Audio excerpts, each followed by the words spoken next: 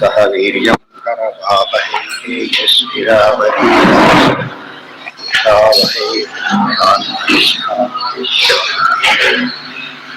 ಇನ್ನು ಎಷ್ಟು ಯಾವ್ದು ಐದನೇ ಶುರುವಾಗಿದೆ ಆರನೇ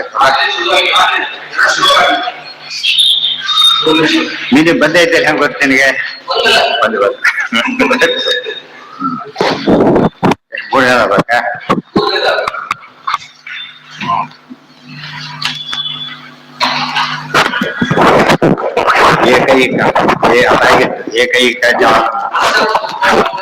ಏಕೈಕ ಜಾತಂ ಬಹುಧಾಧಿಕಾರ್ಯ ಆಯ್ತಲ್ಲ ಕುರ್ವನ್ ಅಸ್ಮಿನ್ ಕ್ಷೇತ್ರೇ ಸಂಹರತ್ಯೇಷ ದೇವಃ ಭೂಯ ಸೃಷ್ಟ್ವಾ ಪತಯಸ್ತಥೇಶಃ ಸರ್ವಾಧಿಪತ್ಯಂ ಕುರುತೆ ಮಹಾತ್ಮ ಸರ್ವಾದಿಶಾ ಊರ್ಧ್ವಮಧಶ್ಚ ತಿರ್ಯಕ್ ಇದು ಆಗಿದೆ ಪ್ರಕಾಶಯನ್ ಭ್ರಾಜತೆ ಯದ್ವರಂಖ ಯದ್ದನಡ್ವಾನ್ ಏವಂ ಸ ದೇವೋ ಭಗವಾನ್ ವರೆಣ್ಯೋ ಯೋನಿಸ್ವಭಾವಾನಧಿತಿಷ್ಠತ್ಯೇಕಃ ಯಚ್ಚ ಸ್ವಭಾವಂ ಮುಂದಿನ ಆಯ್ತಾ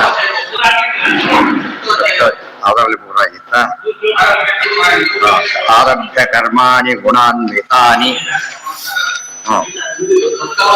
ಭಾವಾಂಶ ಸರ್ವಾನ್ ವಿನಿಯೋಜಯೇತ್ಯಃ ತೇಷಾಮಭಾವೇ ಕೃತಕರ್ಮನಾಶಃ ಕರ್ಮಕ್ಷಯಂ ಯಾತಿ ಸ ತತ್ವತೋನ್ಯಃ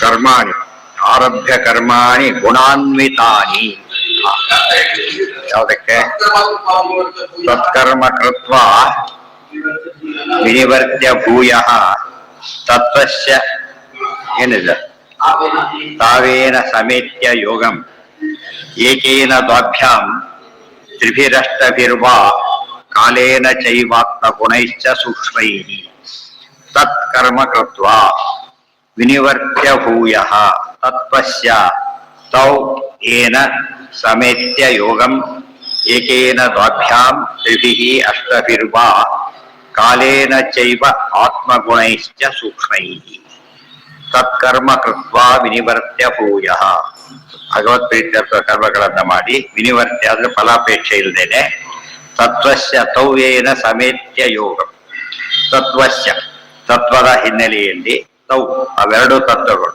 ಒಂದು ಭಗವತ್ ತತ್ವ ಸ್ವತಂತ್ರ ತತ್ವ ಅಸ್ವತಂತ್ರ ತತ್ವ ಸಮೇತ್ಯ ಯೋಗ ಯೋಗದಲ್ಲಿ ತೊಡಗಿಸಿಕೊಂಡು ಏಕೇನ ದ್ವಾಭ್ಯಾಂ ತ್ರಿಭಿರಷ್ಟಭಿರ್ವಾ ಕಾಲೇನ ಚೈವಾಪ್ತ ಗುಣೈಶ್ಚ ಸೂಕ್ಷ್ಮೈ ಏಕೇನ ದ್ವಾಭ್ಯಾಂ ತ್ರಿಭಿಃ ಅಷ್ಟಭಿರ್ವಾ ಏಕೇನ ಒಂದು ದ್ವಾಭ್ಯಾಂ ಎರಡು ತ್ರಿಭಿಃ ಮೂರರಿಂದ ಒಂದರಿಂದ ಎರಡರಿಂದ ಮೂರರಿಂದ ಅಷ್ಟಭಿರ್ವ ಎಂಟರಿಂದ ಕಾಲೇನ ಚಾತ್ಮ ಗುಣೈಶ್ಚ ಪರಮಾತ್ಮನ ಗುಣಗಳಿಂದ ಚಿಂತನೆಯನ್ನು ಮಾಡಕ್ಕೆ ಶುರು ಮಾಡಬೇಕು ಏಕೇನ ಅಂದ್ರೇನು ಸರ್ವಕರ್ತ ಮೊದಲೇದು ದ್ವಾಭ್ಯಾಮ್ ಅಂದ್ರೇನು ಸೃಷ್ಟಿ ಲಯ ತ್ರಿಭಿ ಅಂತ ಹೇಳಿದ್ರೆ ಸೃಷ್ಟಿ ಸ್ಥಿತಿ ಲಯ ಅಷ್ಟಭಿಹಿ ಉತ್ಪತ್ತಿ ಸಂಹಾರ ಕ್ರಿಯಾ ಇವೆಲ್ಲ 8 ಬಂದು ಗೊತ್ತಾಯ್ತಾ ಅಷ್ಟಕರ್ತ ಸೃಷ್ಟಿಯಾದ ಅಷ್ಟಕರ್ತ ಈ ರೀತಿಯಲ್ಲಿ ಒಟ್ಟಾಗಿ ಒಂದೇ ಚಿಂತನೆ ಮಾಡಕ್ಕೆ ಬರುತ್ತೆ ಸರ್ವಕರ್ತ ಒಂದೇ ಆಗಿರುತ್ತೆ ಎಲ್ಲ ಸೇರಿ ಹೋಯ್ತು ಬಿಡಿಸಿದ್ರೆ ಏನಾಯ್ತು ಸೃಷ್ಟಿ ಲಯ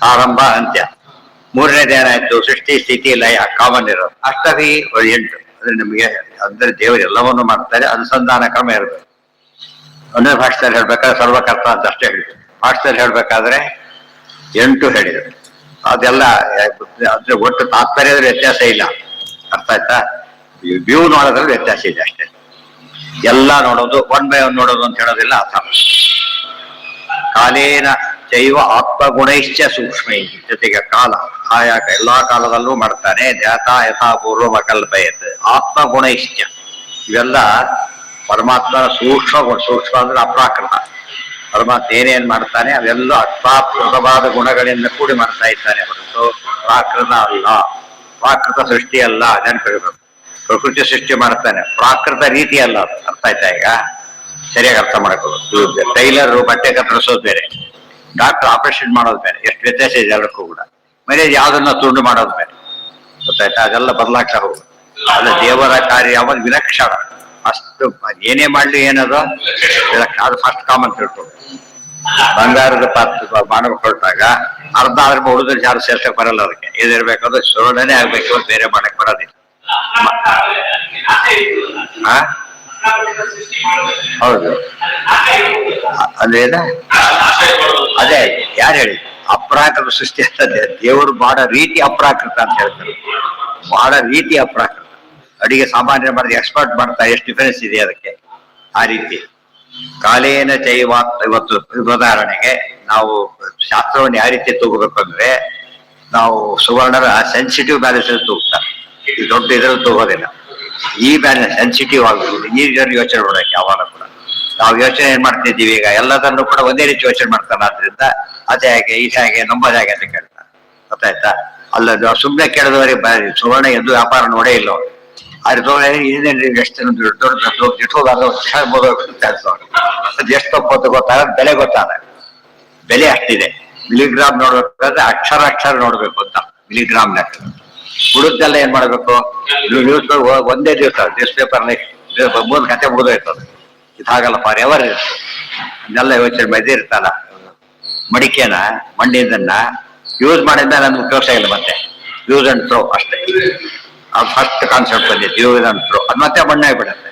ಇದ್ರ ಟೈಪ್ ಅಲ್ಲ, ಮಣ್ಣಾಗಿ ಹೋಗ್ಬಿಡುತ್ತೆ. ಅದೇ ತ್ಯಾಜ್ಯ ಸಮಸ್ಯೆ ಬರೋದೇ ಇಲ್ಲ. ಇವ್ರು ಯೂಸ್ ಅಂಡ್ ಥ್ರೋ ಮಾಡ್ತಾರೆ, ಅದು ಮತ್ತೆ ಥ್ರೋ ಮಾಡಕ್ ಬರೋದೇ ಇಲ್ಲ. ಅಲ್ಲಿ ಇನ್ನೊಂದು ಕಡೆ ಬಿಡುತ್ತೆ ಹೋಗಿ ಅಷ್ಟೇ. ಆ ರೀತಿಯಲ್ಲಿ ಕೆಲವು ಹಾಗಲ್ಲ, ತೊಳೆದು ಉಪಯೋಗಿಸೋದು, ಇಷ್ಟದಲ್ಲಿ ತೊಳಿಬಹುದು. ಸುವರ್ಣ ಬರೀ ನೀರು ಹಾಕಿದ್ರೆ ಸಾಕು. ಅವೆಲ್ಲ ಯೋಚನೆ ಮಾಡಿದರೆ ಯಾರೋ ತಂದು ಕೊಡ್ತಾರೆ ತಿಳ್ಕೊಬೇಡ. ಅದೆಲ್ಲ ಸರಿ ಇದೆ, ಪ್ರೋಕ್ಷಣೆ ಮಾಡ್ಬಿಟ್ರೆ ಸಾಕು. ಬಾಳೆ ಪೂರ್ತಿ ತೊಳಿಬೇಕಾಗತ್ತೆ ಕೆಲಸ. ಗೊತ್ತಾಯ್ತಾ? ಕೆಲವಕ್ಕೆ ಪ್ರೋಕ್ಷಣೆ ಸಾಕು, ಕೆಲವು ಸಾಮಾನ್ಯವಾಗಿ. ಅವ್ರು ಮೊದಲು ತೊಳಿಬೇಕು, ಆಮೇಲೆ ತೊಳೆದಿರ್ತಾನೆ. ತಾವೇ ಶಿಕ್ಷೆ ತೊಳೆದಿರ್ತಾನೆ, ಮತ್ತೆ ಪ್ರೋಕ್ಷಣೆ ಮಾಡ್ತಾನೆ. ಆ ಮಡಿಗೆ ಹೋಗ್ಬೇಕದು. ತೊಳಿಲೇಬೇಕು, ಎಲ್ಲರೂ ಮನೆ ಬರೋದು ತೊಳೆದೇ ಮಾಡಿ ಪ್ರತಿಯೊಂದು ತೊಳಿಬೇಕು. ಹೂ ತೊಳೆದೇ ಹೋದ್ರೆ ಮಡಿ ಬರೋದಿಲ್ಲ. ತುಳಸಿ ತೊಳಸಲು ಬರೋದಿಲ್ಲ. ಅದು ವಿಶೇಷ. ಅಂದ್ರೆ ಸಹಜ ಶುದ್ಧ, ಸ್ವಾಭಾವಿಕ ಶುದ್ಧ. ಇದರಲ್ಲಿ ಸಂಭೋಷ ಸಂಭಾವ್ಯ ಆದ್ರೆ ತೆಗಿಬೇಕಾ? ನಿರ್ಮಾಲ್ಯ ಉದ್ವಾಸ ತೊಳಿಲೇಬೇಕು. ಮತ್ತೆ ನಿರ್ಮಾಲ್ಯನೇ ಮತ್ತೆ ಪೂಜೆಗೆ ಉದ್ವಾಸೋದಾದ್ರೆ ಚೆನ್ನಾಗೆ ಅದು ಹೋಗ್ಬೇಕು. ಇದು ಮತ್ತೆ ಉಳಿದವ್ರ ನಿರ್ಮಾಲ್ಯ ತೊಳೆದು ಹಾಕ್ಬಾರ್ದು ದೇವರಿಗೆ. ದೇವ್ರ ನಿರ್ಮಾಲ್ಯ ಅದೆಲ್ಲ ಮಾಡ್ತಾರೆ. ನಿರ್ಮಾಲ್ಯ ಅವ್ರದ್ದು ಅವರಿಗೆ ಉಳಿದವರಿಗೆ ಸಾಧ್ಯ ಇಲ್ಲ. ಏಕೇನ ಭಾಭ್ಯಾಂ ಆರಭ್ಯ ಕರ್ಮಾಣಿ ಗುಣಾನ್ವಿತಾನಿ. ಯಾವ ಕರ್ಮ ಮಾಡಿದ್ರು ಕ್ವಾಲಿಟಿ ಇರಬೇಕು. ಗುಣಾನ್ವಿತಾನಿ ಅಂದ್ರೆ ಕ್ವಾಲಿಟಿ ಮೇಂಟೈನ್ ಮಾಡಬೇಕು. ಇವ್ರು ಏನ್ ಮಾಡಿದ್ರು ಕೂಡ ಹೆಸರಿಗೆ 1000 ಇರುತ್ತೆ, ಎಲ್ಲ ಕೆಲಸಕ್ಕೆ ಬರೋದು. ಆ ತರ ಭಾವಾಂಶ ಸರ್ವಾನ್ ವಿನಿಯೋಜಯೇದ್ಯ. ಎಲ್ಲ ರೀತಿಯ ವಸ್ತುಗಳನ್ನ ದೇವರಿಗೆ ಅರ್ಪಿಸ್ಬೇಕು. ದೇಶಾಮಭಾವೇ ಕೃತಕರ್ಮ ನಾಶ. ಅವಾಗೆಲ್ಲ ಏನಾಗುತ್ತೆ, ಅವಿಷ್ಟು ಕೂಡ ಕರ್ಮ ಬಂಧನ ಆಗೋದೇ ಇಲ್ಲ. ಆ ರೀತಿ ಮಾಡಿದಾಗ ಕರ್ಮ ಏನಾಗೋದಿಲ್ಲ, ಬಂಧನ ಆಗೋದಿಲ್ಲ. ಇಲ್ಲೋರು ಏನಾಗುತ್ತದೋ ಬಂಧನ ಆಗುತ್ತೆ. ಹೇಳಿದ ಲೆಕ್ಕ ಅವತ್ತೇ ಹೋಗ್ಬಿಡ್ತಾರೆ, ಮನೆಗೆ ಹೋಗ್ತಾರೆ, ಏನು ಬಂಧನ ಅಲ್ಲ. ಇನ್ಕಂಪ್ಲೀಟ್ ಮಾಡಿ ಹೋಗ್ತಾರೆ, ಪ್ರಾಮಿಸ್ ಶುರುವಾಗ್ತದೆ. ಮೊದಲು ಲೀವ್ ಹಾಕ್ಬಿಡ್ತಾರೆ. ಮುಂದೇನು ಟ್ಯಾಲಿನೇ ಆಗ್ತಾ ಇದೆ. ಅರ್ಥ ಆಯ್ತಾ? ಮುಂದಕ್ಕೆ ಹೋಗ್ಬೇಕಾದ್ರೆ ಅದು ಕೆಲಸ ಮುಗಿದಿರ್ಬೇಕು. ಆರಭ್ಯ ಸರಿಯಾಗಿ ಪ್ರಾರಂಭಿಸ್ಬೇಕು. ಕರ್ಮಗಳನ್ನ ಸರಿಯಾಗಿ ನಡ್ಕೋಬೇಕು, ಅರ್ಪಿಸ್ಬೇಕು. ಹಾಗದು ಬಂಧಕ್ಕೆ ಕಾರಣ ಆಗೋದಿಲ್ಲ. ಇಲ್ಲದವ್ರ ಕರ್ಮ ಯಾವ್ದಕ್ಕೆ ಕಾರಣ? ಬಂಧನ. ಒಂದು ದೊಡ್ಡ ಬಂಧಕ್ಕೆ ಕಾರಣ. ಆದಿಹೀಸ ಸಂಯೋಗ ನಿಮಿತ್ತ. ಇವು ಕ್ಯಾಶಿಯರ್ ಇರ್ತಾರೆ, ಅವ್ರು ಅವಾಗ ಮಾಡಿರ್ತಾರೆ. ಬಂದೆ ಆಗ ಏನ್ ಮಾಡಿರ್ತಾನೆ, ಅವ್ರು ಕ್ಯಾಶಿಯರ್ ಇರ್ತಾರೆ. ಹೊರತು ಬಿಟ್ಟು ಇನ್ನೊಬ್ಬರಿಗೆ ಕೊಟ್ಟೋಗ್ಬಿಟ್ರೆ ಕೆಲಸನ. ಗೊತ್ತಾಯ್ತು? ತಪ್ಪಲ್ಲ. ಅವ್ನು ಮೊದಲಿಂದ ಮಾಡ್ತಾ ಬಂದ ಫುಲ್ ಜ್ಞಾನ ಇದೆ ಅವನಿಗೆ. ಮಧ್ಯೆ ಇನ್ನೊಂದು ಸ್ವಲ್ಪ ಇನ್ನೋರು ಬಂತು ಯಾರು, ಎಲ್ಲ ಕೆಟ್ಟ ಹಾಳಾಗೋದು. ಒಂದು ಕೆಲಸ ಹಿಡಿದ್ಮೇಲೆ ಏನ್ ಮಾಡ್ಬೇಕದನ್ನ ಪೂರೈಸಿನೇ ಮುಂದೆ ಹೋಗ್ಬೇಕು. ತೇಷಾಮಭಾವೇ ಕೃತಕರ್ಮ ನಾಶ ಕರ್ಮಕ್ಷಯೇ ಯಾತಿ ಸ ತತ್ವತೋ ಅನ್ಯ. ಕರ್ಮ ಕ್ಷಯ ಆಗಿಬಿಟ್ರೆ ಲೇಪನೆ ಕರ್ಕೊಂಡ್ಬಿಟ್ರೆ ಒಂದು ಒಳ್ಳೇದಾಯ್ತು. ಈ ಕ್ವಾಲಿಟಿ ಬರೋದು ಅಪ್ರೋಚ್ ಜ್ಞಾನ ಬಂದ ಮೇಲೆ ಅಲ್ಲಿವರೆಗೂ ಕಷ್ಟ. ಇಷ್ಟಾದ್ರೂ ದೇವ ಕೊನೆಗೆ ತತ್ವತೋ ಅನ್ಯ. ಇಷ್ಟಾದ್ರೂ ದೇವರಾಗ ಸಾಧ್ಯತೆಯಲ್ಲಿ ಏನಾಗ್ತಾನೋ ಅವನಾಗೆ ಉಳಿತಾನೆ. ಹುಡುಗ ಪಾಠ ಮಾಡಿ ಪ್ರೊಫೆಸರ್ ಆದ್ರೂ ಕೂಡ ಆ ಪ್ರೊಫೆಸರ್ ಇವನ್ ಬೇರೆ ಐಕ್ಯ ಹೊಂದೋದಿಲ್ಲ. ಐಕ್ಯ ಹೊಂದ್ತಾರೆ ಯಾರು? ಸಾಧ್ಯನೇ ಇಲ್ಲ. ಯಾವ ಊರು ಸೇರಿದ್ರು ಗ್ರಾಮಕ್ಕೆ ತಲುಪಿದೆ ಅಂತಾರ, ಐಕ್ಯ ಹೊಂದ್ತಾರ ಅಂತಾರ? ಐಕ್ಯ ಸೇರ್ತಾರ? ದೇವರು ಹರಿಪದವನ್ನು ಸೇರಿದರು. ಹರಿಪದ ಸೇರೋದೇ ಅರ್ಥ ದೇವರ ಹತ್ರ ಹೋದ್ರು ಅಂತ ಆಯ್ತೆ ಹೊರತು ಐಕ್ಯ ಹೊಂದಿರೋ ಅರ್ಥ ಆಗೋದಿಲ್ಲ ಅದಕ್ಕೆ. ಆದಿಹಿ ಸ ಸಂಯೋಗ ನಿಮಿತ್ತ ಹೇತು. ಹೇಳೋ 1000 ಹೇಳ್ಬೋದು, ಆಗ್ಬೇಕಲ್ಲ. ಈ ಕಂಪ್ಯೂಟರ್ ಬಂಗಾರದಲ್ಲಿ ಐಕ್ಯ ಆಯ್ತು ಅಂತೇಳಿ ಬಾಕಿ ಲೆಕ್ಕ ಹಾಕಿ ನೋಡುತ್ತೆ. ಕ್ಲೋಸ್ ಆಗಿಟ್ಟ ಐಕ್ಯ ಆಯ್ತು ನೋಡೋದು. ವ್ಯಾಲಿ ಕೊಡ್ತೀರ ನೀವು? 5 ಕೊಡಿ, ಈಗ ಕೆಜಿ ಕೊಡಿ ಅದಕ್ಕೆ. ಹತ್ರ ಇದೆ ಅನ್ಬೇಕಷ್ಟೇ ಹೊರತು ಇದು ಮಾಡಾಗಿಲ್ಲ. ಆದಿ ಸ ಸಂಯೋಗ ನಿಮಿತ್ತ ಹೇತು ಆಮೇಲೆ ಪರಹ ತ್ರಿಕಾಲಾತ್ ಅಕಲೋಪಿ ದೃಷ್ಟ ತಂ ವಿಶ್ವರೂಪಂ ಭವಭೂತ ಮೀಡ್ಯಂ ದೇವಂ ಸಚಿತ್ತಸ್ತಮುಪಾಸ್ಯ ಪೂರ್ವಂ ಆದಿ ಸಹ ಸಂಯೋಗ ನಿಮಿತ್ತ ಹೇತು ಪರಹ ತ್ರಿಕಾಲಾತ್ ಅಕಾಲಃ ಅಪಿ ದೃಷ್ಟಃ ತಂ ವಿಶ್ವರೂಪಂ ಭವಭೂತಂ ಈಡ್ಯಂ ದೇವಂ ಸ್ವಚಿತ್ತಸ್ಥಂ ಉಪಾಸ್ಯ ಪೂರ್ವಂ. ದೇವರ ಅಂಥವನೊಂದು ಆದಿ ಸಹ, ಅವನೆಲ್ಲದಕ್ಕೂ ಆದಿ. ಸಂಯೋಗ ನಿಮಿತ್ತ ಹೇತು, ಉಳಿದವರು ಸಂಯೋಗ ಮಾಡೋದಕ್ಕೆ ಅವನೇ ನಿಮಿತ್ತ. ಯೋಗ ಮಾಡ್ತಾನೆ ದೇವರು. ಎಲ್ಲ ಹೋಗಿರ್ತಾರೆ, ಯಾರು ಬೇಕಾದ್ರೂ ಸಿಕ್ಬಿಡ್ತಾರೆ. ನಾವೇನ್ ಇಬ್ಬರು ಪ್ಲಾನ್ ಮಾಡಿಲ್ಲ, ಭಾರಿ ಖುಷಿ ಆಗೋಗ್ಬಿಡುತ್ತೆ. ಅದೆಲ್ಲ ಯಾರು ಮಾಡ್ಬೇಕು? ದೇವ್ರು ಮಾಡಿಸ್ಬೇಕು. ಅಂದ್ಕೊಂಡಿರ್ತಾನೆ ಪಾಪ, ಆಮೇಲೆ ಆಗ್ಲಿ ನೋಡಿದ್ರೆ ಬಂದೇ ಬಿಟ್ಟಿದ. ಅದು ಕೆಲಸ ಅನ್ವಾಂಟೆಡ್ ಬಂದ್ಬಿಡ್ತಾರೆ, ಅವನು ಅದು ಬಜೆಟ್ ಆಗಿಬಿಡುತ್ತೆ. ಅವ್ರ ಯೋಗ ತಕ್ಕಂತೆ ಅವ್ರು ಕೂಡಿಸ್ತಾರ. ಎಲ್ಲಿ ಎಲ್ಲಿದೆ? ಹೌದು, ಆದಿ ಸಹ, ಹೌದು ಸರ್ಗ ಇದೆ. ಆದಿ ಸಹ ಸಂಯೋಗ ನಿಮಿತ್ತ ಹೇತು ಪರಹ ತ್ರಿಕಾಲ, 3 ಕಾಲದ ಮೇಲಿದ್ದಾನೆ. ಅಕಾಲೋಪಿ ದೃಷ್ಟ, ಅವನಿಗೆ ಕಾಲದ ನಿಮಿತ್ತ ಇಲ್ಲ ಪರಮಾತ್ಮ. ಅಕಾಲ ತ್ರಿಕಾಲಕ್ಕಿಂತ ಅತೀತನಾದವನು. ಅದರಿಂದ ಅದರಿಂದ ಅಂತ ಪರಮಾತ್ಮನನ್ನ ಯಾರು ತಾವಾಗ್ತೇವೆ ಅಂತ ತಿಳ್ಕೊಡಕ್ ಹೋಗ್ಬಾರ್ದು. ತಂ ವಿಶ್ವರೂಪಂ ಭವಭೂತಂ ಈಡ್ಯಂ, ಅವನು ವಿಶ್ವರೂಪ, ಭವಭೂತ, ಈಗಿರೋನು ಹಿಂದೆ ಇದ್ದವನು ಒಂದೇ ರೀತಿ ಇದ್ದಾನೆ. ಭವ ಈಗಿದ್ದು ಅವೆಲ್ಲ ವೇದಗಳಲ್ಲಿ ಪ್ರಯೋಗಗಳು ವ್ಯತ್ಯಾಸ ಆಗುತ್ತೆ, ರೂಪಗಳು. ಅದನ್ನ ಸೇರಿಸ್ಕೋಬೇಕಾಗೆ. ದೈವಂ ದೇವಂ ಸ್ವಚಿತ್ತಸ್ಥಮುಪಾಸ್ಯ ಸ್ವರೂಪಂ, ಅದಕ್ಕಿಂತ ಮುಂಚೆ ಪರಮಾತ್ಮನ ಉಪಾಸನೆ ಮಾಡಬೇಕು. ಎಲ್ಲಿ ಅಂದ್ರೆ ಸ್ವಚಿತ್ತಸ್ಥಂ, ಚಿತ್ತ ಅಂದ್ರೆ ಹೃದಯ ಅಂತ ಅರ್ಥ. ಗೊತ್ತಾಯ್ತಾ? ಮಾನಸಮ್ಮನ ಪರ್ಯಾಯ ಪದಗಳವೆಲ್ಲ. ಅಂದ್ರೆ ಬಿಂಬರೂಪಿ ಪರಮಾತ್ಮನನ್ನ ಮಾಡ್ಕೊಂಡು ಮಾಡುದು. ನಾನು ಕೊಟ್ಟ ಪೇಪರ್ ನಂಬರ್ ಹಾಕ್ಬೇಕಲ್ಲ, ಹಾಗೆ. ಪೂರ್ವಂ, ಈ ರೀತಿ ಕರ್ಮಾಚರಣೆ ಮಾಡಿದರೆ ಅದೇನಾಗುತ್ತೆ? ದೇವರಿಗೆ ಬಂಧನ ಇಲ್ಲ ಅನ್ನೋದು ಸ್ಪಷ್ಟ ಮಾಡ್ಕೋಬೇಕು. ದೇವರಿಗೆ ಬಂಧನ ಇಲ್ಲ, ಗೊತ್ತಾಯ್ತಾ? ಆದರೆ ಬಂಧಿತರನ್ನ ನಿಯಮನ ಮಾಡ್ತಾನೆ ಅಂಬುದು ವಿಶೇಷ.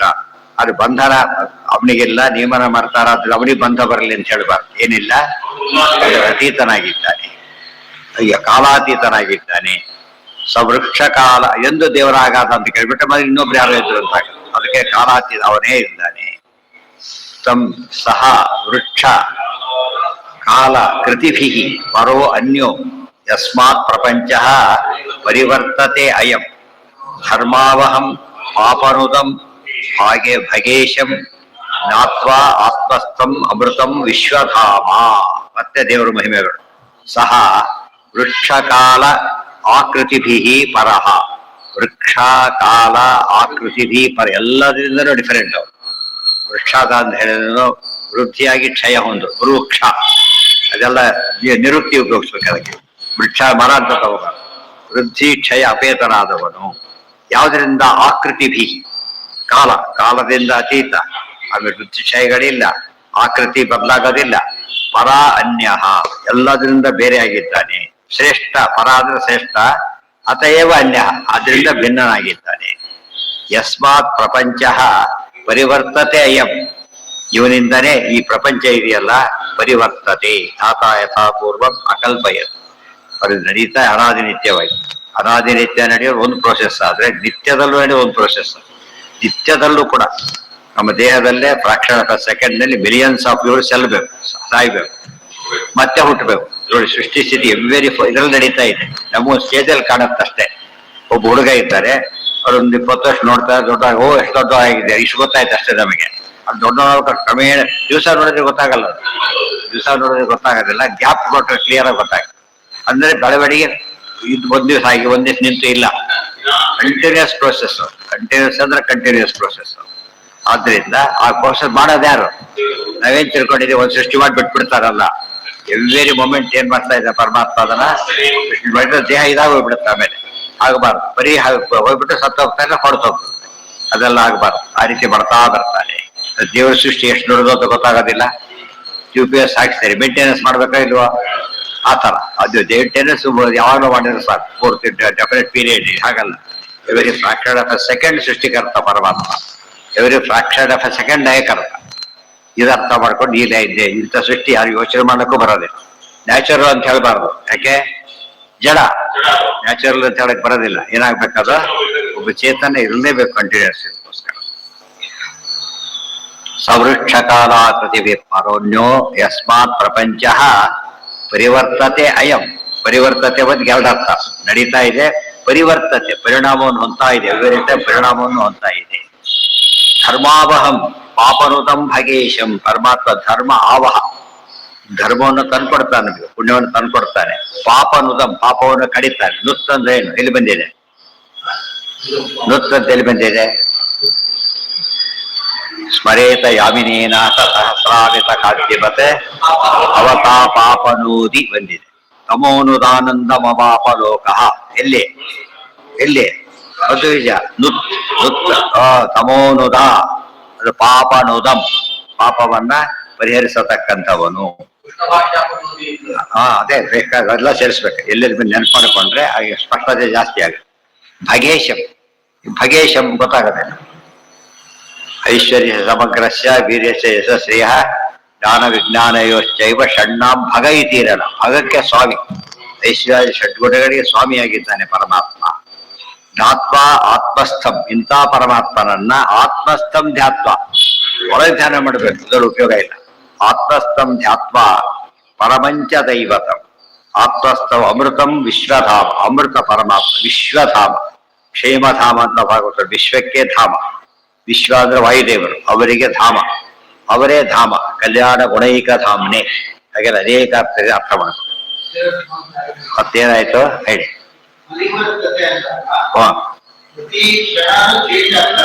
ಹೌದು, ಅದೇ ಹೇಳ್ತಿರೋದು.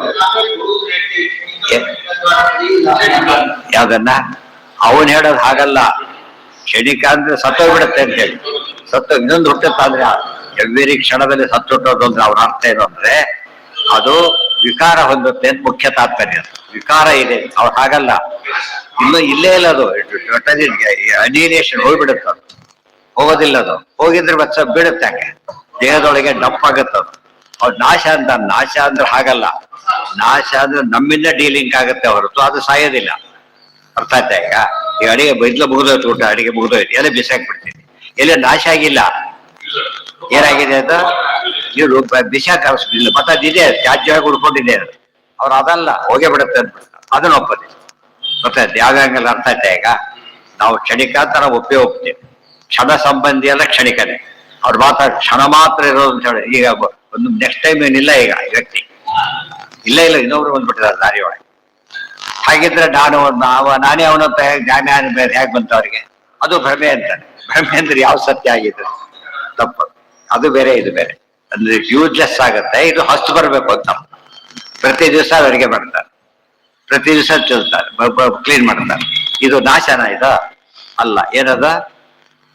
ಮುಂದಿನ ಪ್ರೋಸೆಸ್ ಹೋಗ್ತಾ ಇದೆ. ಈಗ ದಾರಿ ಮುಂದೆ ಹೋಗ್ತಾ ಇದೆ, ಮುಂದೆ ಹೋಗ್ತಾನೆ ಇಲ್ಲ ಅವನೀಗ. ಅದು ನಾಶ ಆದ್ರೆ ಅಲ್ಲೇ ಇರ್ಬೇಕು ಅವನು. ಪ್ರತಿಯೊಂದು ಹೆಜ್ಜೆ ನಾಶ ಆಗಿಬಿಟ್ರೆ ಮುಂದಕ್ಕೆ ಹೋಗೋದೇ ಇಲ್ಲ. ನಾಶ ಆಗಿಲ್ಲ. ಒಂದು ಮೆಟ್ಲಿಂದ 2ನೇ ಮೆಟ್ಟಿಗೆ ಹತ್ತಾನೆ, ಮೊದಲನೇ ಮೆಟ್ಟಿ ಮೇಲೆ ಇಲ್ಲ. ನಾಶ ಆಯ್ತಾ ಅದು? ಮತ್ತೆ ಇನ್ನೊಬ್ರು ಹೇಗತ್ತ ನಾಶ ಆಗ್ಬಿಟ್ಟು? ಗೊತ್ತಾಯ್ತಾ? ಆ ಕಾನ್ಸೆಪ್ಟ್ ಅವ್ರಿಗೆ. ಅದು ಎಕ್ಸಿಸ್ಟೆನ್ಸ್ ಇಟ್ ಸೆಲ್ಫ್. ಜೀವನ ದೇಹದಲ್ಲಿ ಬದಲಾವಣೆ ಅಲ್ಲ, ದೇಹನೇ ಹೋಗ್ಬಿಡುತ್ತೆ ಅಂತ ಹೇಳ್ತಾರೆ. ಡಿಫ್ರೆನ್ಸ್ ಗೊತ್ತಾಯ್ತಾ? ಅದನ್ನ ಒಪ್ಪದೆ. ಅರ್ಥ ಆಗಲಿಲ್ಲ. ಬಹಳ ಸುಲಭ. ವ್ಯಕ್ತಿನೇ ಹೋಗೋದು. ಕ್ಯೂ ಹೋಗ್ತಾ ಇದ್ದಾರೆ ಮುಂದಕ್ಕೆ, ಗೊತ್ತಾಯ್ತಿಲ್ಲ? ಕ್ಯೂ ಹೋಗ್ತಾ ಇದ್ದಾರೆ, ಅದು ಬೇರೆ. ಹೋಗೇ ಬಿಟ್ಟ ಅವ್ನು, ಮುಂದಿಟ್ಟು ಹೋಗೇ ಬಿಟ್ಟ ಅಂತ ಅರ್ಥ. ಅವನಿಲ್ಲ ಈಗ, ಮುಂದೆ ಹೋದವನಿಲ್ಲ. ಅದು ಅವರು ವಾದ. ಕೊನೆಗೆ ಎಲ್ಲಿ ಅಮೌಂಟ್ಸ್ ಏನದು? ಎಲ್ಲ ಮಿಥ್ಯಾ ಅಂತ. ಅಲ್ಲ, ನಾವು ಇಟ್ಬಿಟ್ಟು ಬಟ್ ಸರಿ ಹೋಯ್ತು ನಮ್ಗೆ. ಅದಕ್ಕೆ ಆಚಾರ ಒಪ್ಪಿದ್ರದು. ಹೌದು, ಕ್ಷಣಿಕ ಸರಿನೇ ಅದು. ಈ ಅರ್ಥದಲ್ಲಿ ಕ್ಷಣಿಕ ಅಂತ ಹೇಳಿದ್ರೆ ಕರೆಕ್ಟೇ ಅದು. ಅರ್ಥ ಆಯ್ತಾ? ಈಗ ಆ ಅರ್ಥದಲ್ಲಿ ಹೇಳೋದಿಲ್ಲ ಅವರು. ಇದು ನಾಶ ಆಗ್ಬಿಡತ್ತೆ ಅಂತ ಹೇಳ್ತಾರೆ. ನಾಶ ಆಗ್ಬಿಡು, ಹುಟ್ಟಿನ ಪ್ರಶ್ನೆ ಇಲ್ಲ. ಅದು ಹೋಗಿ ಅಲ್ಲಿ ಹೋಗಿ ಕತೆ ಮುಗಿದೋಯ್ತು ನನಗೆ. ಹಾಗಿದ್ರೆ ನಾನು ಅಂತ ಜ್ಞಾನ ಯಾಕೆ ಬಂದೆ? ನಾನು ಅಂತ ಮರ್ತ್ಬಿಡ್ಬೇಕೀಗ. ನಾನು ಅಂತ ಬರ್ಬೇಕು ಯಾವಾಗಲೂ. ರಾಮನು ರಾವಣನು ರಾ ಅನ್ನ ಮಾ ಇಲ್ಲ, ಮಾ ಅನ್ನ ನೂ ಇಲ್ಲ. ರಾ ಅಂದ್ಮೇಲೆ ರಾಮ ಅಂದಾಗ ರಾ ಇಲ್ಲ. ಈಗ ಏನ ಸಂಸ್ಕಾರ ಉಳ್ಕೊಳ್ತಾ ಇಲ್ಲ. ಅವೇನು ಮಾ ಕೇಳಿದ, ರಾಮ ಆಯ್ತು. ಅದು ಹೋಗ್ಬಿಟ್ರೆ ಬರೀ ಮಾ ಆಗ್ತದೆ, ಅದಾದ್ರೆ ಬರೀ ನೋವು ಆಗ್ಬಿಟ್ಟು. ಅರ್ಥ ಆಯ್ತಾ? ಚೇತನೆ ಇಲ್ಲ ಅವ್ರ ಪ್ರಕಾರ. ಚೇತನನೇ ಇಲ್ಲ ಅವ್ರ ಬಗ್ಗೆ. ಅದು ಕನ್ಫ್ಯೂಸ್ ಮಾಡ್ಕೋಬಾರ್ದು. ಚೇತನ ಇಲ್ಲ ಅವ್ರಿಗೆ. ಎಲ್ಲ ಶೂನ್ಯವಾದಿಗಳು ಚೇತನ ಬಂತು. ಶೂನ್ಯವಾದ ಅಂತ ಕರೆದ ಮೇಲೆ ಅವ್ರು ಈ ರೀತಿ ಹೇಳಿ ನಾಸ್ತಿಕರಿದ್ದಾರೆ, ಅವ್ರು ಶೂನ್ಯವಾದಿಗಳಲ್ಲ. ಏನ್ ಹೇಳ್ತಾರೆ ಅವರು? ದೇವ್ರನ್ನ ಒಪ್ಪೋದಿಲ್ಲ ಅಷ್ಟೇ, ಅವರು ಇದನ್ನೆಲ್ಲ ಒಪ್ತಾರೆ. ಇವ್ರು ಶೂನ್ಯವಾದಿ ಏನನ್ನೂ ಒಪ್ಪೋದಿಲ್ಲ. ಅರ್ಥ ಆಯ್ತಾ? ಈಗ ಆ ಅರ್ಥಲ್ಲಿ ಒಪ್ಲಕ್ ಸಾಧ್ಯ ಇಲ್ಲ.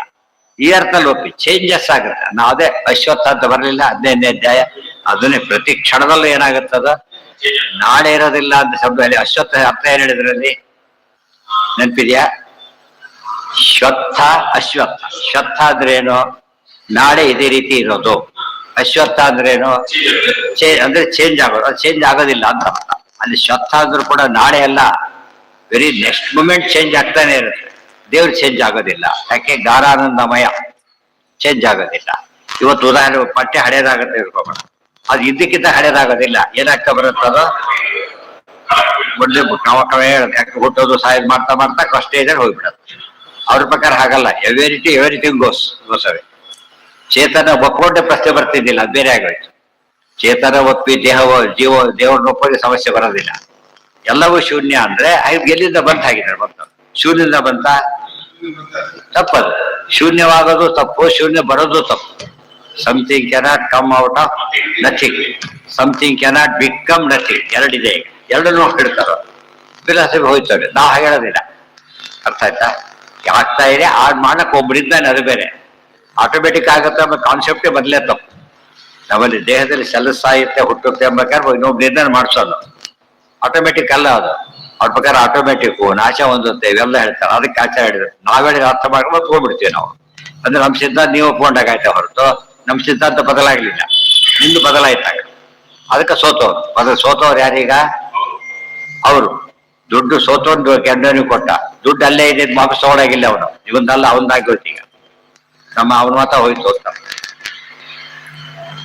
ಸರಿಗ ಅರ್ಥ ಮಾಡಬೇಕು. ಈಗ ಗೊತ್ತಾಯ್ತಾ ಇಲ್ಲ? ಈಗ ಚೇತನ ದೇವರು ಎರಡನ್ನೂ ಒಪ್ಪಿಲ್ಲ ಅಂತ ಗೊತ್ತಾಯ್ತು. ಇದು ಆಟೋಮೆಟಿಕ್ ಬೇರೆ, ಒಂದು ಆಶೆ ಆಗುತ್ತೆ ಪೂರ್ತಿ. ಒಂದಕ್ಕೊಂದು ಅರ್ಥ ಪ್ರತಿ ಸ್ಟೇಜಲ್ಲೂ ಬಿದ್ದೋಗುತ್ತೆ.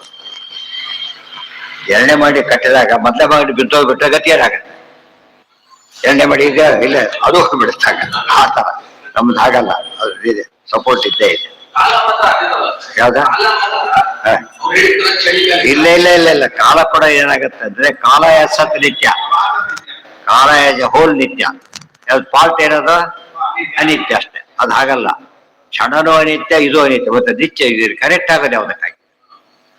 Full of confuse. ಅದ್ರ ಅವ್ರು ಏನ್ ಶುರು ಮಾಡ್ಬಿಡ್ತಾರೆ. ಆಮೇಲೆ ಶಬ್ದಗಳಿಂದ ಬರ್ಸಕ್ತಾ ಬರ್ತಾರೆ. ಅದೆಲ್ಲ ಬಿಟ್ಬಿಡುದು.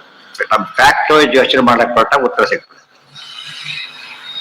ಆತ್ಮ ತಮೀಶ್ವರಾಣಾಂ ಪರಮಂ ಮಹೇಶ್ವರಂ ತಂ ದೇವತಾನಾಂ ಪರಮಂಚ ದೈವತಂ ಪತಿಂ ಪತೀನಾಂ ಪರಮಂ ಪರಸ್ತಾತ್ ವಿಧಾಮ ದೇವಂ ಭುವನೇಶಮೀಡ್ಯಂ ತಂ ಈಶ್ವರಾಣಾಂ ಪರಮಂ ಮಹೇಶ್ವರ ತಂ ಈಶ್ವರಾಣಾಂ ಪರಮಂ ಮಹೇಶ್ವರ ತಂ ದೇವತಾನಾಂ ಪರಮಂಚ ದೇವತಂ ಪತಿಂ ಪತೀನಾಂ ಪರಮಂ ಪರಸ್ತಾತ್ ವಿಧಾಮ ದೇವಂ ಭುವನೇಶಂ ಈಡ್ಯಂ ತಂ ಈಶ್ವರಾಣಾಂ ಪರಮಂ.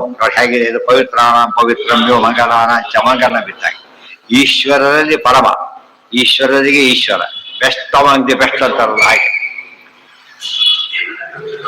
ಪರಮ ಮಹೇಶ್ವರ, ಈಶ್ವರೀಶ್ವರ ಅಲ್ಲ, ಮಹೇಶ್ವರ. ತಂ ದೇವತಾನಾಂ ಪರಮಂಚ ದೈವತಂ, ಎಲ್ಲದರಲ್ಲೂ ಶ್ರೇಷ್ಠ, ದೇವತೆಗಳಲ್ಲೂ ಶ್ರೇಷ್ಠ. ದೇವತೆಗಳಿಗೂ ದೇವತೆ ಬೇರೆ, ಬರೀ ಶ್ರೇಷ್ಠ ಅಲ್ಲ, ದೇವತೆಗಳಿಗೆ ದೇವತೆ ಬೇರೆ. ಇಬ್ಬರು ಬೇರೆ ಡಿಪಾರ್ಟ್ಮೆಂಟ್ ಇರ್ತಾರೆ. ಶ್ರೇಷ್ಠ ಇದ್ರು ಇವ್ರಿಗೆ ಕನ್ಸರ್ನ್ ಇಲ್ಲ. ಅಲ್ಲಿರ್ಬೋದು, ನಮ್ಮಲ್ಲಿ ನಾ ತಡೆಯಲ್ಲ ಅಂದ್ಬಿಡುತ್ತೆ. ಹಾಗಲ್ಲ, ಮಹೇಶ್ವರ ಸ್ವಾಮಿಯಾಗಿದ್ದಾರೆ. ಪತಿಂ ಪತೀನಾಂ, ಎಲ್ಲಾ ಒಡೆಯರಿಗೂ ಪತಿಯಾಗಿದ್ದಾರೆ. ಪತಿ ಅಂದ್ರೆ ಗಂಡ ಅಂತಲ್ಲ, ನೃಪತಿ ಅಂದ್ರೆ ಗಂಡ ಅಂತ ಅರ್ಥ. ಮನುಷ್ಯರಿಗೆ ಪತಿ ಗಂಡ ಅಂತ ಅರ್ಥ ಅಲ್ಲ, ಒಡೆಯ ಅಂತ ಅರ್ಥ. ಪತಿಂ ಪತೀನಾಂ ಪರಮಂ ಪರಸ್ತಾತ್ ಪರಮಂ ವಿಧಾಮ ದೇವಂ ಭುವನೇಶ ವೀಡ್ಯಂ. ಭುವನಕ್ಕೆ ಈಡ್ಯ, ತ್ರಿಭುವನೇಶ, ಸರ್ವೇಶ, ಭೂತಭವ್ಯ ಭವದ್ಭುವನೇಶ, ಈಡ್ಯ. ಆತನ ನಾವು ತಿಳಿಯೋಣ. ಯಾರನ್ನ ಅರ್ಥ ಮಾಡ್ಕೋಬೇಕು? ನಮ್ ಗುರಿ ಏನಾಗಿರ್ಬೇಕೀಗ? ಅಂಥ ವ್ಯಕ್ತಿಯನ್ನು ನೋಡ್ಬೇಕು. ಹಂಗೆ ಸರಿಯಾದ ತವಮಾತ, ಹಂಗೆ ಸರಿಯಾದ ತವಮ ಅಂತ ಹೇಳ್ತಾರಲ್ಲ ಹಾಗೆ ಸರಿಯಾದ ವಸ್ತುವನ್ನು ನೋಡ್ಬೇಕು. ಈಡ್ಯ ಸ್ತುತ್ಯ. ತಮೀಶ್ವರಾಣಾಂ ಪರಮಂ ಮಹೇಶ್ವರಂ ತಂ ದೇವತಾನಾಂ ಪರಮಂಚ ದೈವತಂ ಪತಿಂ ಪತೀನಾಂ ಪರಮಂ ಪರಸ್ತಾತ್ ವಿಧಾಮ ದೇವಂ ಭುವನೇಶ ಮೀಡ್ಯಂ. ನತಸ್ಯ ಕಾರ್ಯಂ ಕರಣಂಚ ವಿದ್ಯತೆ. ಆಯ್ತಾ? ನತಸ್ಯ ಕಾರ್ಯಂ ಕರಣಂಚ ವಿದ್ಯತೆ ತತ್ಸ ನತಸ್ಸಮಶ್ಚಾಭ್ಯಧಿಕಶ್ಚ ದೃಶ್ಯತೆ ಪರಾಸ್ಯ ಶಕ್ತಿರ್ವಿವಿಧೈವ ಶ್ರೂಯತೆ ಸ್ವಾಭಾವಿಕಿ ಜ್ಞಾನ ಫಲಕ್ರಿಯಾ ಚ. ಆಗಲೇ ಎಷ್ಟೋ ಸತ್ ಕೊಟ್ಟಾಗ ಆಚಾರ್ಯ ಬಹಳ ಸತ್ ಕೊಟ್ಟು ಮಾಡ್ತಾರೆ ವಾಕ್ಯ. ಈಶಾ ಶ್ವೇತಾಶ್ಚರ ಉಪನಿಷತ್ತು ಹೌದು, ಪ್ರಮಾಣ ಹೌದು ಎಂಬುದಕ್ಕೆ ಸಾಕ್ಷಿ. ಪರಾಸ್ಯ ನೋಡಿ, ನತಸ್ಯ ಕಾರ್ಯಂ ಕರಣಂಚ ವಿದ್ಯತೆ. ದೇವರಿಗೆ ಏನಿಲ್ಲ, ಕಾರ್ಯ ಅಂತ ಒಂದಿಲ್ಲ. ಯಾಕೆ? ಚಿತ್ತ ಎಲ್ಲವೂ ಇದ್ದಾರೆ. ನಾನು ಇನ್ನು ಆಗ್ಬೇಕು ಅಂತ ಏನಿಲ್ಲ ದೇವರಿಗೆ. ಅದ ನಾನವಾಪ್ತಂ ಅವಾಪ್ತವ್ಯಂ ವರ್ತಯೇವ ಚ ಕರ್ಮಣಿ. ಆದ್ದರಿಂದ ನತಸ್ಯ ಕಾರ್ಯಂ ಕರಣಂಚ ವಿದ್ಯತೆ. ಅವನಿಗೆ ಕಾರ್ಯನೂ ಇಲ್ಲ, ಕರಣನೂ ಇಲ್ಲ. ಯಾರಿದ್ದಾರೆ ಕೆಳಗೆ? ನತಸ್ಯ ಕಾರ್ಯಂ ಕರಣಂಚ ವಿದ್ಯತೆ ನತಸ್ತಮಶ್ಚಾಭ್ಯಧಿಕಶ್ಚ ದೃಶ್ಯತೆ. ಕಾರ್ಯ ಇಲ್ಲ, ಕರಣ ಇಲ್ಲ. ಕಾರ್ಯ ಇಲ್ಲ, ಕರಣ ಯಾತಕ್ಕೆ ಬೇಕೀಗ? ಗುರಿ ತಲುಪಿದ ಮೇಲೆ ಏನ್ ಬೇಡ? ವೆಹಿಕಲ್ಲು ಬೇಡ. ಅಲ್ಲ ಅಲ್ಲ, ಕಾರ್ಯ ಕರಣ ಶಬ್ದಕ್ಕೆ ಅದಲ್ಲ ಅಂತ. ಕರಣ ಅಂದ್ರೆ ಇಂದ್ರಿಯ ಅಲ್ಲ. ಕರಣ ಅಂದ್ರೆ ಉಪಕರಣ. ಕಾರ್ಯ ಇಲ್ಲದ ಕಾಲ ತಗೊಂಡು ಏನ್ ಮಾಡ್ತೀರಿ? ಒಂದು ಪದಾರ್ಥನೇ ತಗೊಳ್ಳೋದ್ರ ಬೆಲೆ ಹೆಚ್ಚಾದ್ರಷ್ಟೇ, ಕಡಿಮೆ ಆದ್ರಷ್ಟೇ. ಹೌದಲ್ಲ? ಅದರ ಕರಣ ಅಂದ್ರೆ ಏನು? ಕಾರಣಗಳಲ್ಲಿ ಮೋಸ್ಟ್ ಇಂಪಾರ್ಟೆಂಟ್ ಕರಣ. ಗೊತ್ತಾಯ್ತಾ? ಕರಣನೂ ಇಲ್ಲ, ಕಾರಣಂ ಕಾರಣಂ ಕರ್ತ. ಆತನೇ ಕರಣ, ಅದ್ರೊಂದು ಕರಣ ಬೇಕಿಲ್ಲ. ಕರಣ ಅಲ್ಲ, ಕರಣ ಇಲ್ಲ ಅಂತ. ಕರಣನೂ ಇಲ್ಲ. ವಿದ್ಯತೆ ನತಸ್ಯ ಅಂದ್ರೆ ಇನ್ನೊಂದಲ್ಲ. ಅವನಿಗಪ್ಪ ಮಾಡ್ಲೇಬೇಕು, ಕೆಲಸ ಇಲ್ಲ. ಅರ್ಜುನ ನನಗೇನಿಲ್ಲ, ನನಗೆ ದಶ್ಯ ಕರ್ತಾರ ವಿಭಾಗ ಅಕರ್ತಾರ ಒವ್ಯಯ, ಏನು ಮಾಡ್ಬೇಕಾಗಿಲ್ಲ. ಆದ್ರೂ ಮಾಡ್ತೇನೆ. ಯಾಕೆ? ನಿಮಗೆಲ್ಲ ಅರ್ಥ ಆಗಲಿ ಅಂತ ಮಾಡ್ತೇನೆ, ತಿಳಿಸಕ್ ಮಾಡ್ತೇನೆ ಅಂತ ಹೇಳ್ತಾರೆ. ಬೈಂಡಿಂಗ್ ಯಾವುದೂ ಇಲ್ಲ. ಕರಣಂಚ ಸೃಷ್ಟಿ ಮಾಡ್ತಾನೆ. ಮಾಡ್ಬೇಕು ಅಂತ ಯಾರು ಹೇಳೋರಿಲ್ಲ ದೇವರಿಗೆ. ಮಾಡೋದಿಲ್ಲ, ಅದಕ್ಕೆ ಕೇಳೋರು ಇಲ್ಲ. ಅನುಗ್ರಹ ಮಾಡ್ತಾರೆ ಅಷ್ಟೇ ಹೊರತು ಇದಲ್ಲ. ಕರಣಂಚ ವಿದ್ಯತೆ ನತತ್ಸಮಶ್ಚ ಅಭ್ಯಧಿಕಶ್ಚ ದೃಶ್ಯತೆ. ಹಬ್ಬ ಎಷ್ಟು ದೊಡ್ಡವನು ಅಷ್ಟೇ ಅಲ್ಲ, ಅವನಿಗೆ ಸಮನೂ ಇಲ್ಲ, ಅಭ್ಯಧಿಕನೂ ಇಲ್ಲ. ಇದೇ ಅರ್ಜುನ ಹೇಳ್ತಾನೆ, ನತಸ್ವಮಶ್ಚ ಅಭ್ಯಧಿಕ. ತಮ್ಮಿಗಿದ್ದೆ ತೊಂಬ ಮಾಡಿದಾರೆ ಅಷ್ಟೇ ಗೀತಾದೊಳಗೆ. ದೃಶ್ಯತೆ ದೃಶ್ಯತೆ ಅಂದ್ರೆ ರಶ್ಮೀಕಾಂತ ಸಮಂತತೋಪಿ ವಿರಗನ್ ನೈವೇಶಿತಸ್ಥೇ ಸಮಂ ಪಶ್ಯಾಮಿ. ದೃಶ್ಯತೆ ಕಾಣಕ್ ಸಾಧ್ಯ ಇಲ್ಲ. ಇದ್ರೆ ತಾನೇ ಕಾಣೋದು. ಇಲ್ಲಿ ಹುಡುಕ್ರೆ ಇಲ್ಲ ಅಂತಾರೆ. ಇಲ್ಲ ಅಂತ ಅರ್ಥ. ಇದ್ರೆ ಏನ ಕಾಣ್ಬೇಕಾಗಿತ್ತು? ಅಲ್ಲಿ ಬಟ್ಟೆ ಇದೆ ತಗೊಂಬ, ಇಲ್ಲ ವಾಪಸ್ ಇಲ್ಲ ಅಂತ ಬಂದ. ಇದೇ ನೋಡೋದು, ಇದ್ರೆ ಕಾಣ್ಬೇಕಾಗಿತ್ತು, ಇಲ್ಲ ಅಂತ. ದೃಶ್ಯತೆ ಎಷ್ಟು ಹುಡುಗರು ಸಿಗೋದಿಲ್ಲ. ಇಲ್ಲ, ಎಲ್ಲೂ ಕಂಡಿಲ್ಲ. ಶಶಿಭೂಷಣ ಯಾರು ಕಂಡಿದ್ದಾರ? ಅದೃಶ್ಯತೆ. ಯಾಕೆ? ಇಲ್ಲ. ದೇವರ ಸಮ ಇದ್ದಾನ? ಇಲ್ಲ, ಅದೃಶ್ಯತೆ. ಅಧಿಕ ಇದ್ದಾನ? ಅದೃಶ್ಯತೆ. ಪರಾಸ್ಯ ಶಕ್ತಿ ವಿವಿಧೈವ ಶ್ರೂ. ಏನ್ರಿ ಭಾರಿ ಹೇಳ್ತಿರಲ್ಲ? ಹೌದಾ? ದೇವರು ಇರೋದೇ ಹಾಗೆ. ಇಷ್ಟೆಲ್ಲ ಹೇಳ್ತೀರ? ಹೌದು. ಪರಾಸ್ಯ ಶಕ್ತಿ ವಿವಿಧೈವ ದೃಶ್ಯತೆ ಸ್ವಾಭಾವಿಕಿ ಜ್ಞಾನಬಲ ಕ್ರಿಯಾಚ. ಎಲ್ಲಿಂದ ಬಂತು ದೇವರಿಗೆ ಅಂದ್ರೆ ಸಹಜವಾಗಿದೆ.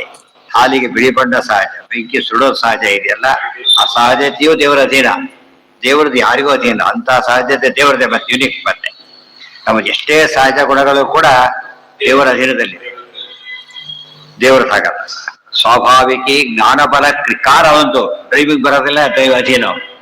ಕಾರ ಒಂದಾಗಿದ್ರು ಕೂಡ ಡ್ರೈವರ್ ಅಧೀನ. ಇವನು ಬಂದ್ರೆ ಹೊತ್ತು, ಹೋದ್ರೆ ಹೋದ. ದೇವರಿಗೆ ಯಾವ ಸ್ಟೇಜಲ್ಲಿ ನಮಗೆ ಗೊತ್ತಾಗುತ್ತಾಗ ಎಷ್ಟು ಇಂಡಿಪೆಂಡೆಂಟ್ ಅಂದ್ರೆ ಒಂದು ಸ್ಟೇಜ್ ಆಗಿ ಏನಾಗ್ಬಿಡ್ತಾವ ಈಗ ಇಂಡಿಪೆಂಡೆಂಟ್ ಆಗಿ. ಎಲ್ಲ ಇದೆ. ನೋಡಿತಲ್ಲ, ಸಿಗ್ತಾ ಇಲ್ಲ. ಹೌದು, ಗೊತ್ತೆ.